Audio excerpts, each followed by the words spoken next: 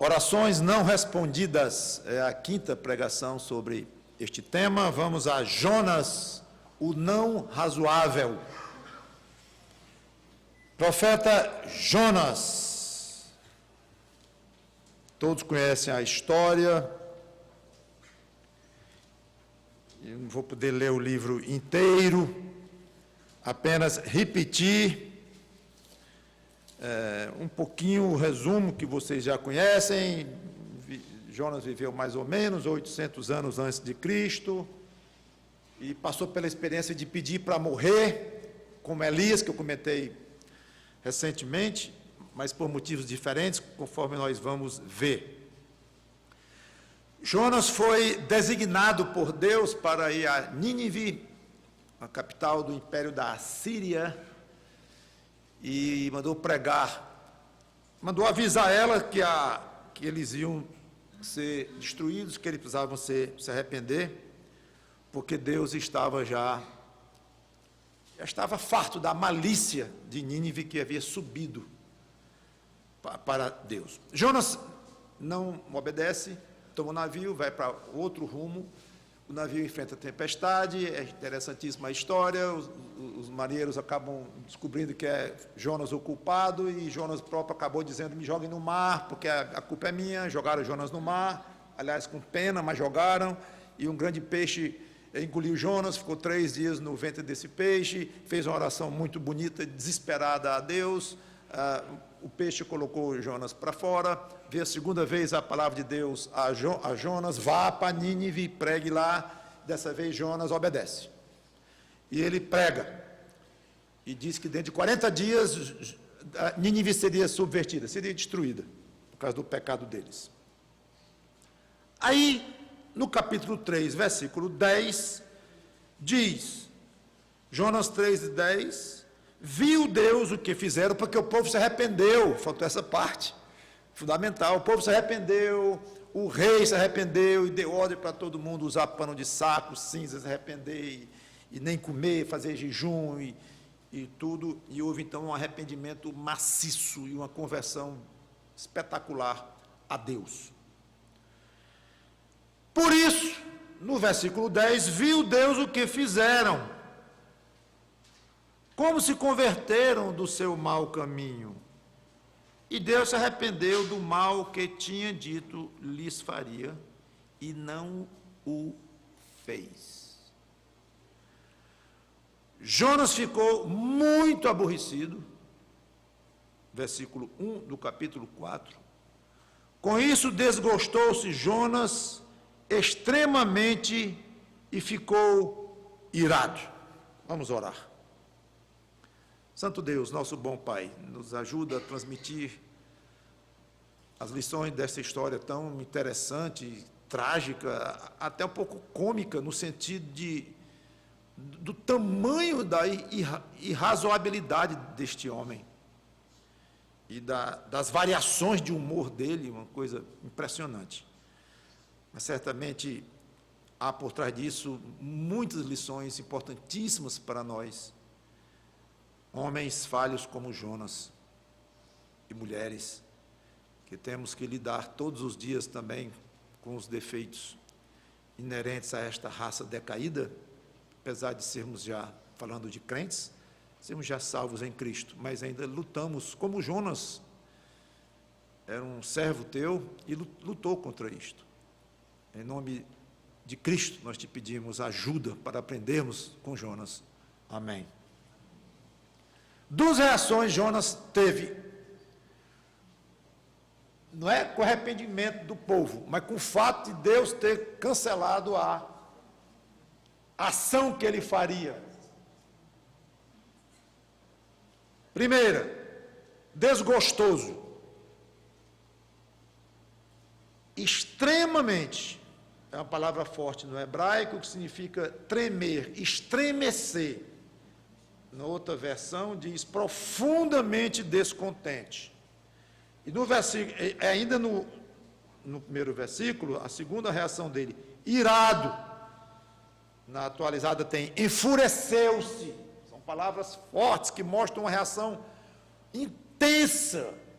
de muito mau humor, raiva, revolta da parte de Jonas. É tão estranho que parece que nós estamos lendo errado. Não pode. Não pode. Por que ele ficou tão perturbado e zangado, irritado? Ele mesmo explica. Ele ainda explica, versículos 2 e 3, uma oração esquisita, cheia de atitudes ruins. E orou ao Senhor e disse: Senhor, não foi isso que eu disse, estando ainda na minha terra? Por isso me adiantei fugindo para Tarsis, pois sabia que tu és Deus clemente e misericordioso, e tardio em irar-se, grande em benignidade, que te arrependes do mal. Peço ao Senhor, tira minha vida, porque melhor me é morrer do que viver. Primeiro ele dá uma aula de teologia ao próprio Deus, falando de 4 atributos de Deus: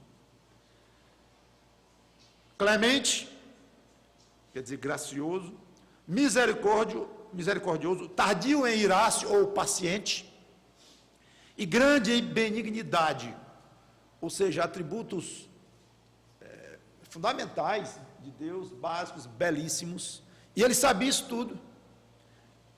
Dá uma aula de teologia, como eu disse, isso para o próprio Deus. Aí com um detalhe muito triste, ele fala isso quase acusando Deus de ser assim, como se fosse um defeito.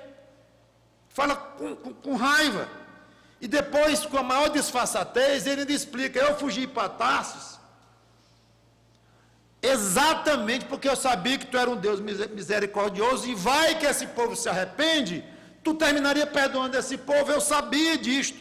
E ele não estava disposto a obedecer um Deus desse, não, de jeito nenhum. Eu vou obedecer um Deus que manda eu dizer uma coisa, aí depois o povo se arrepende, ele é muito bom, perdoa o povo, como é que eu fico? Não obedeço não. E mais, além de não mostrar nenhum arrependimento por causa da sua desobediência flagrante, ele quase que se orgulha de ter predito corretamente que Deus ia ter misericórdia.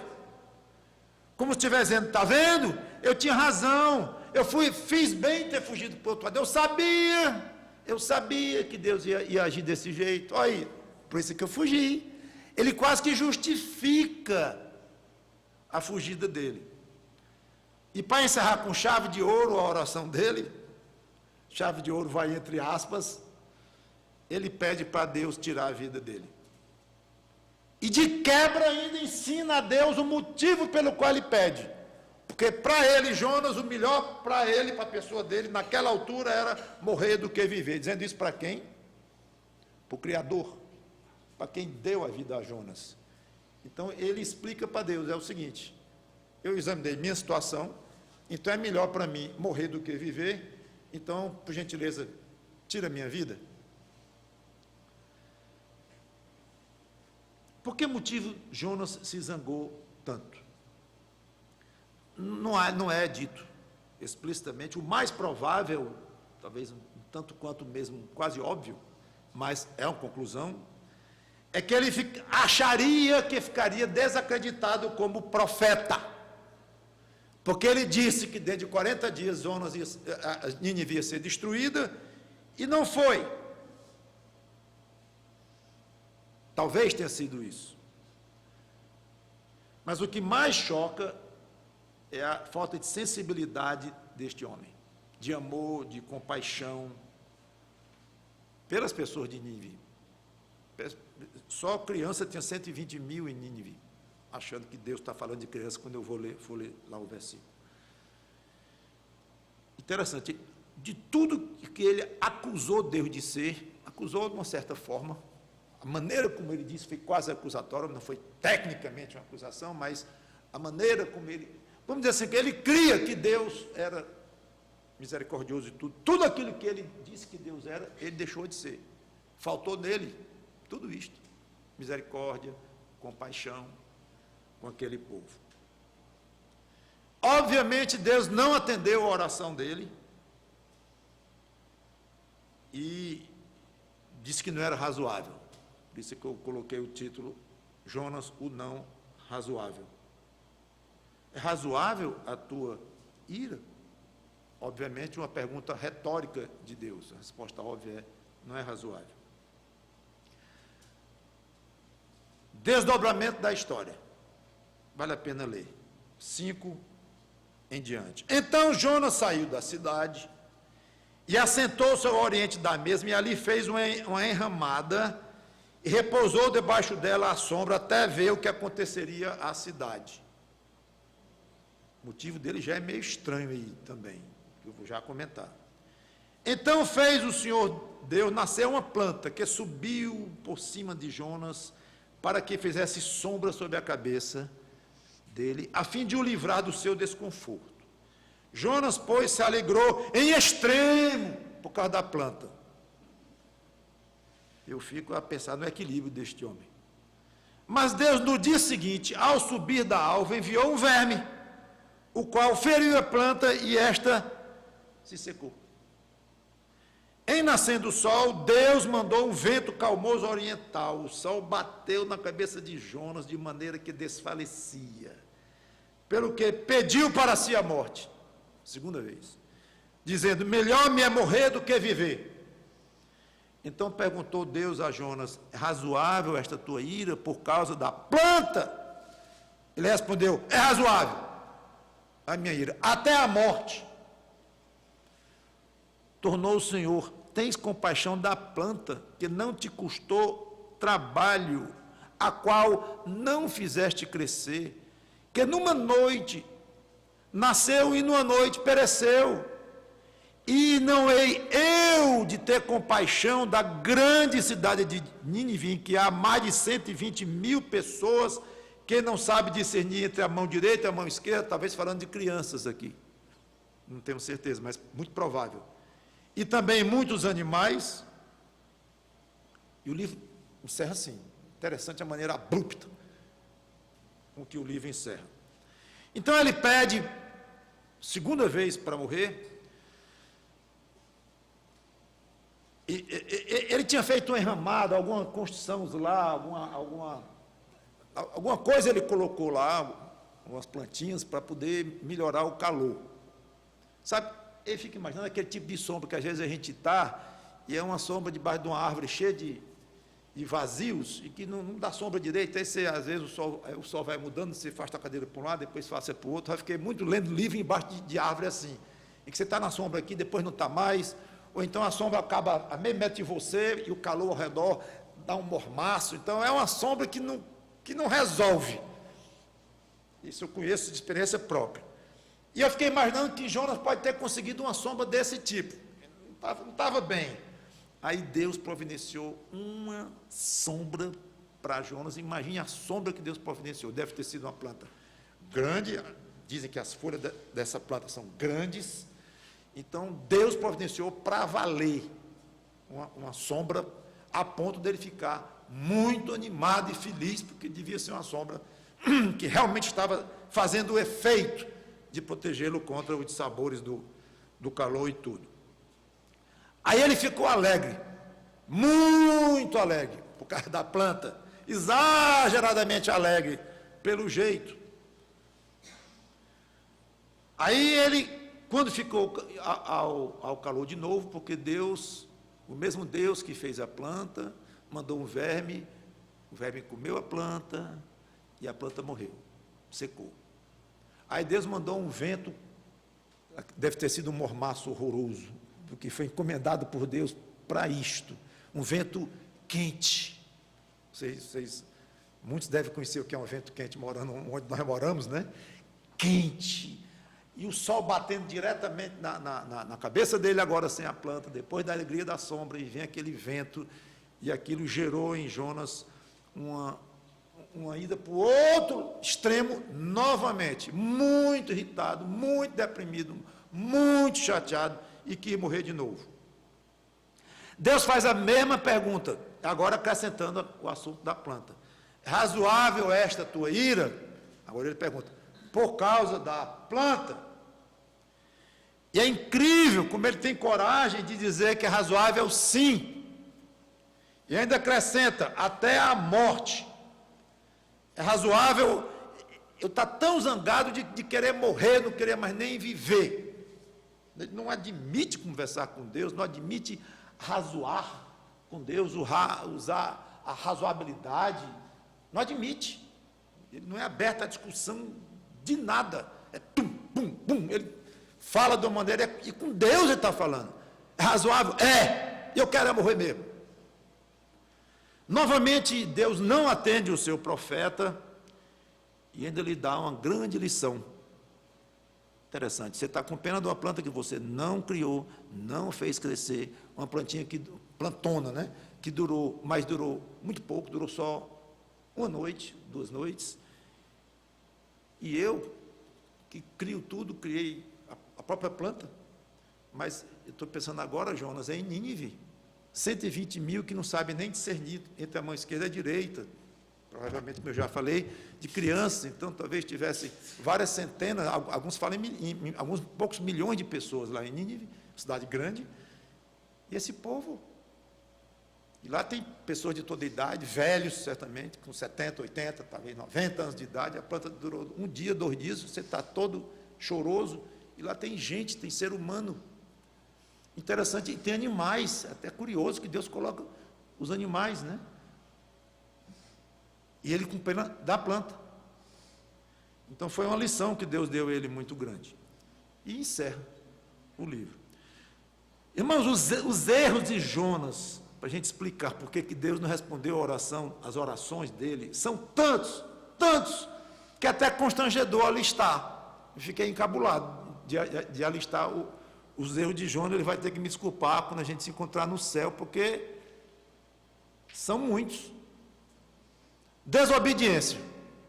Para começo de conversa, quando ele foi para o outro lado, quando Deus mandou ele para Nínive. Insensibilidade humana e espiritual. Cada assunto desse daria uma pregação, viu? Ira em excesso. Orgulho. Como é que fico eu como profeta? Se eu disse que ia ser destruída a cidade, agora não vai mais. Teimosia. E aí está aquele ponto que eu comentei, que ele foi para um lugar, talvez um lugar um pouco alto, elevado, pelo que se pensa, onde ele podia ver Nínive. E ele ficou esperando para ver o que ia acontecer. Parece que ele não se conformou com Deus ter perdoado Nínive. Esperou ali. E talvez tenha esperado os 40 dias mesmo, não sei, a Bíblia não diz. Ele esperou os 40 dias que ele prometeu. Se essa conversa se deu depois do prazo vencido, e ele viu que Deus, infelizmente, era muito perdoador mesmo.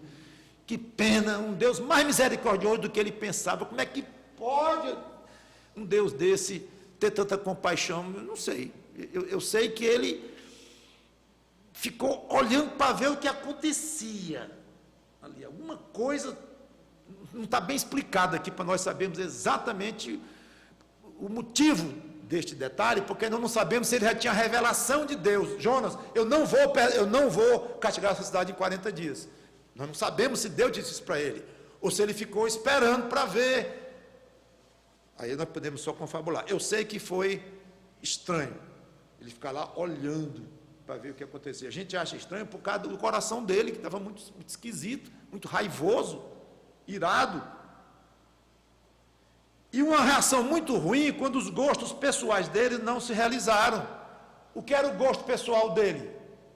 Por incrível que pareça, que a palavra dele fosse cumprida. Parece que ele só queria isto. Mas Jonas tem milhares de pessoas, talvez falem 2 milhões, 3 milhões de pessoas que vão ser poupadas, Jonas, pela sua pregação, Jonas.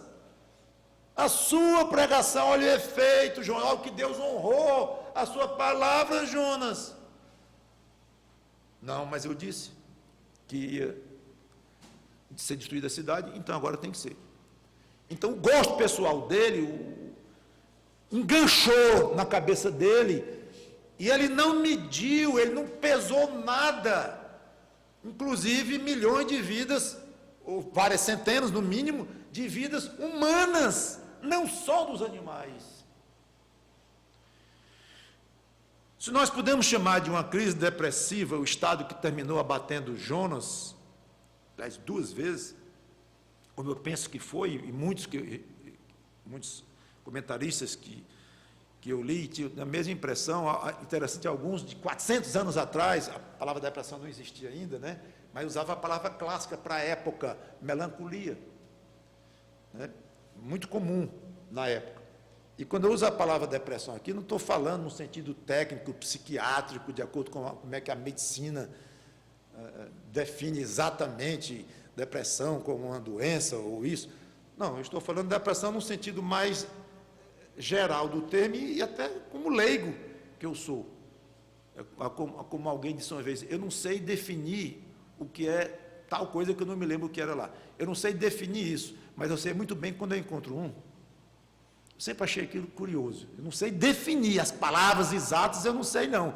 Mas quando eu encontro um, eu sei muito bem que encontrei.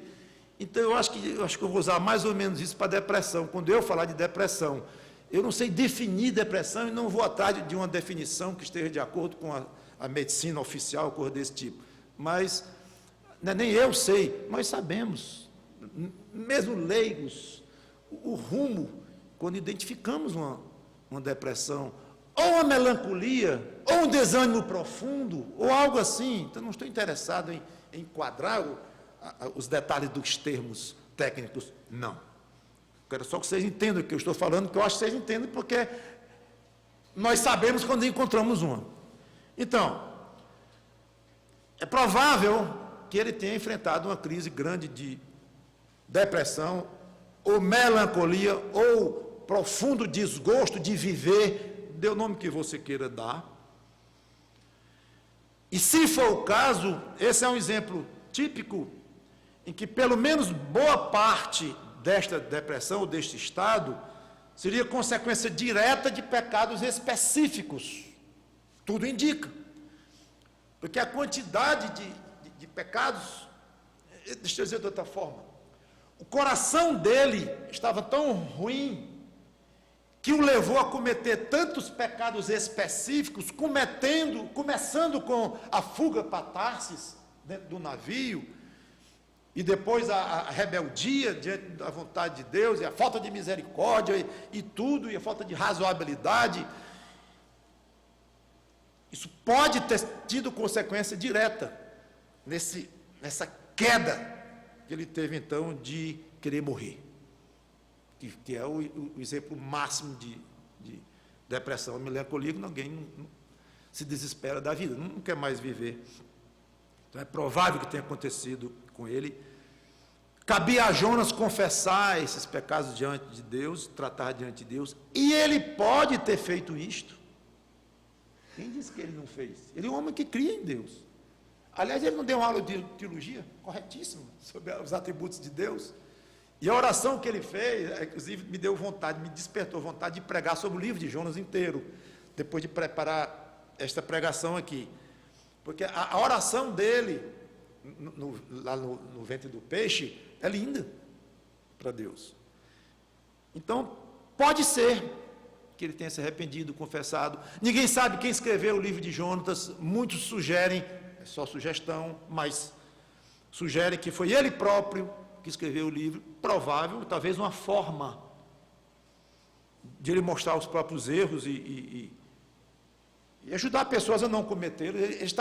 Nós estamos aqui altamente ajudados por uma história dessa, para termos, né, precaução. 4 palavras finais sobre isto.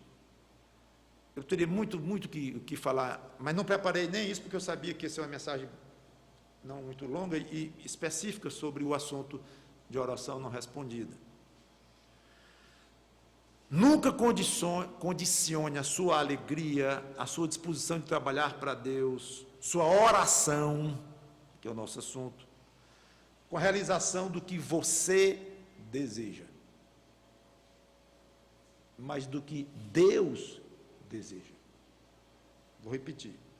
Nunca condicione a sua alegria, sua disposição de trabalhar para Deus, sua oração, com a realização do que você deseja. O que eu quis aconteceu, então eu estou alegre, eu vou orar de maneira muito grata a Deus. Ah, que planta gostosa gostosa que Deus fez na minha cabeça, apesar de não consta que ele agradeceu a Deus, só comenta que ele ficou alegre.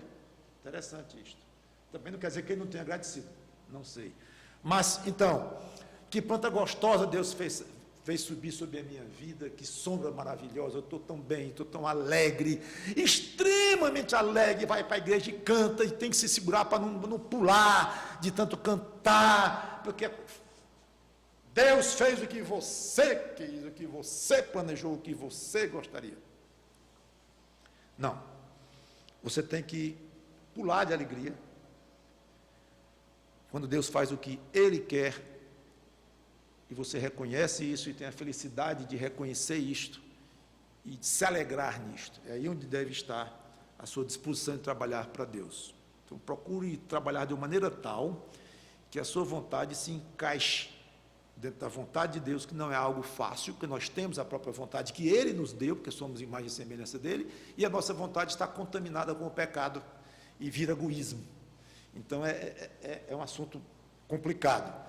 Nós aprendemos a condicionar uma vontade egoísta, mas ao mesmo tempo agora com a nossa mente de Cristo, como Paulo diz, uma vez somos uma habitação do Espírito Santo, algo da vontade de Deus também é a nossa vontade, então essa luta de vontades é muito importante na nossa vida. Segunda palavra, por mais esquisito, cheio de defeitos que Jonas tenha sido, ele pregou o que Deus mandou. Isso é fundamental, observarmos a legitimidade de alguém que se apresenta como um ministro de Deus. Se ele pregou conforme Deus mandou, e Jonas o fez. Interessante isto. É lamentável que ele pegou só um ponto, ele pegou um pedaço da história. Tudo indica, se o motivo da raiva dele é porque ele ia ficar sendo mal visto como profeta, se for isso o caso que tudo indica, então ele ficou só nisso, mas ele não viu o outro aspecto. Eu preguei a palavra de Deus, deve ter falado de arrependimento, é só o resumo, porque disse que ele ia para lá e para cá em Nínive, que era uma cidade que era 3 dias para percorrer Nínive, uma cidade enorme, e ele percorreu Nínive para lá e para cá pregando. Então ele não ficou dizendo só essa frase, não. Eu acho, não posso garantir isso aqui, mas acho meio óbvio. Ele falou no pecado, explicou por que eles iam ser subvertidos e ser destruídos, deve ter falado de arrependimento diante de Deus. Eu sei o seguinte, Deus honrou a pregação de Jonas no sentido de levar o povo à conversão. Então, observe, hoje com a quantidade de pessoas que se identificam como ministros de Deus e pregadores em rádios, em televisões, em internet, etc. e tal, e gente de todo tipo, de todo jeito, toda qualidade, observe o ponto número 1. É se ele está dizendo o que a Bíblia diz. Aí depois vem o caráter dele, o jeito dele, a situação dele, tudo isso é importante. A situação familiar dele, a situação dele nos negócios, o testemunho que as pessoas dão dele, o casamento dele, a família dele, claro, é importantíssimo. Mas o é a palavra. Se ele está dizendo o que Deus mandou. Ou seja, se está pregando o que a Bíblia diz. Jonas fez isso. Então ele era um profeta legítimo. Aliás, óbvio, ele foi mandado pelo próprio Deus 2 vezes. Ultra legítimo. Mas é importantíssimo este ponto. Não dê a menor crédito a alguém que se chama pastor ou pastora, que está na moda hoje, que eu não dou crédito só pelo fato de ser pastora, que é contra as Escrituras, mas mesmo um pastor que seja educado, pai de 10 filhos maravilhosos, com esposa só 50 anos maravilhosa, um homem corretíssimo, bondosíssimo e etcétríssimas, mas que não diz o que a Bíblia manda, tem uma doutrina errada, falso profeta, falso mestre. Jonas não foi isto.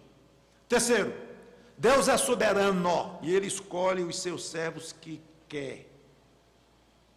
até alguém tão falho como Jonas. E você acha que eu sou menos falho do que Jonas? Que você é menos falho do que Jonas? Certamente outros defeitos, outro tipo de comportamento, mas tão agressivos a Deus quanto. Então seja paciente e largo com os homens, especialmente com os irmãos em Cristo, e mais especialmente ainda com os que pregam a verdadeira palavra de Deus. Se são educados, se são finos, ou são isso, ou aquilo, são simpáticos, sorridentes, tem certa importância esses fatores para alguém que é um pregador, mas tenha muita largueza para alguém que, mesmo cheio de defeitos, prega a verdadeira palavra de Deus. Quarto e último, o fato de você ser cheio de defeitos, como certamente imagino que você seja, como todos nós infelizmente somos, mas não significa que Deus nunca vai lhe chamar para uma grande obra. Eu estou dizendo grande. Você sabe o que é ser chamado para pregar para uma cidade de 1 milhão, 2 milhões, 3 milhões de pessoas, e pregar para essa cidade, e a cidade se converter em peso, do rei para baixo, do rei para baixo. É de longe a maior conversão que se tem notícia, de uma vez só, nas Escrituras, de longe. Então vejam, o homem que Deus pegou, chamou para fazer uma obra daquele tamanho, cheio de defeitos, de problemas talvez até psicológicos, ou de instabilidade da mente dele, do estado dele, de ânimo, de humor, não sei qualificar isso, mas um homem absolutamente não razoável. Você vê comentaristas que são muito, como é que eu vou dizer aqui, dão muito crédito aos personagens da Bíblia, os profetas que escreveram a Bíblia, que todos têm defeitos e tal, mas geralmente mostra muito foco no que a pessoa tem de virtude e tal. É comum. Tem alguns que são mais assim do que outros, a gente que lê muito e tal conhece, né? Mas esse pobre do Jonas não escapou nem desses, que tentam aliviar e tentam de alguma maneira, mas veja isso, veja aquilo. Não deu. A única coisa que ainda dá para se agarrar de alguma forma ainda é o fato dele ter pregado o que Deus mandou, que eu também mostrei aqui, que tentei ainda usar como lição, que é grande para nós. Mas esse homem aqui, nesse contexto da vida dele, eu não sei antes, eu não sei depois, mas no contexto que o Espírito Santo quis revelar de Jonas, eu não sei se Jonas lá no céu está até um pouco encabulado, com as pessoas que chegam e dizem: quem é o Jonas?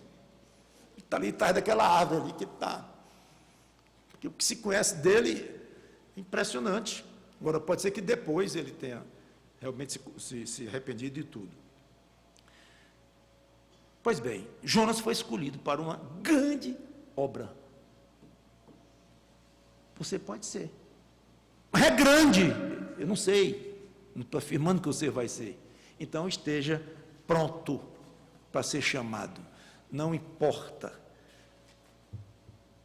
os seus defeitos, não importam as suas qualidades, suas virtudes, se Deus resolveu lhe chamar. Você sendo crente no Senhor Jesus Cristo, como Jonas era crente em Deus, e cria em Deus, e ele disse lá para os marinheiros, né? Eu creio no Deus que criou os céus e a terra. Ele cria em Deus, ele era um homem de Deus, sim. E a beleza dessa história não é só mostrar, aliás, não é nem belo mostrar só os defeitos do pobre do Jonas, mas é mostrar o tamanho da misericórdia de Deus, o tamanho da soberania de Deus. Eu chamo quem eu quero, e quem vai ser o recordista na história de conversão, numa pregação só, ou de uma série de pregações só, vai ser Jonas. Então talvez não esteja atrás de uma árvore encabulado de jeito nenhum, seja o contrário. Sou o número 1. Sou o número 1. Alguém aqui, apóstolo Paulo, alguém aqui pregou Billy Graham, alguém famoso por muitas conversões no ministério e tal. Tem alguém aqui que numa pregação só em 2 dias levou 2 milhões à salvação? Tem não, então sou campeão, número 1 aqui. Não sei, mas veja os contrastes que Deus faz com a gente. Ele expôs Jonas a uma situação vexatória.